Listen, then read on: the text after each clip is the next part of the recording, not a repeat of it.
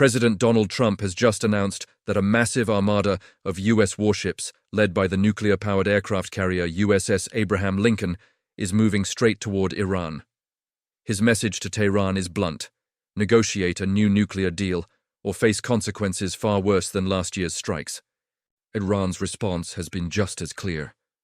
Officials say their forces have their finger on the trigger, ready to respond immediately to any attack.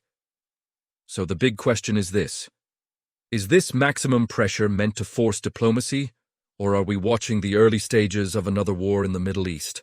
Here's what we know right now. At the center of this buildup is the USS Abraham Lincoln Carrier Strike Group. This Nimitz-class aircraft carrier is essentially a floating airbase, capable of carrying up to 90 fighter jets and helicopters, along with enormous firepower. The carrier is being escorted by multiple guided missile destroyers armed with Tomahawk cruise missiles. According to reports from Reuters and Japan's NHK, as many as 10 U.S. warships are now in or entering the U.S. Central Command area, including the Persian Gulf and the Arabian Sea. This marks one of the largest U.S. naval deployments near Iran in recent years. Trump himself underscored the seriousness of the move on Truth Social, writing that a massive armada is heading to Iran, ready to rapidly fulfill its mission with speed and violence if necessary. U.S. Central Command has confirmed that the Abraham Lincoln was redirected from the South China Sea and entered the region this week. Alongside the naval forces, the U.S. has also deployed F-15E Strike Eagles, long-range bombers, and advanced missile defense systems like Patriot and THAAD. The message from Washington is unmistakable. This is a show of overwhelming force. So why now? Trump says he wants a brand new nuclear deal. Not a return to the old agreement, but a tougher framework that blocks Iran from enriching uranium to weapons-grade levels, limits its ballistic missile program, and ends its support for proxy groups across the region. He's framed this as an opportunity, saying he hopes Iran will come to the table and negotiate a fair and equitable deal. But the tone is clearly an ultimatum. Trump has warned that the next military response would be far worse than the U.S. strikes carried out last year against Iranian nuclear facilities. He's also tied this pressure campaign to Iran's internal crackdown on protesters, saying Tehran must stop killing civilians or face serious consequences. While Trump has said he's open to direct talks with Iran, U.S. defense officials confirm the Pentagon is fully prepared for whatever decision comes next. No strike has been authorized yet, but multiple military options are clearly on the table.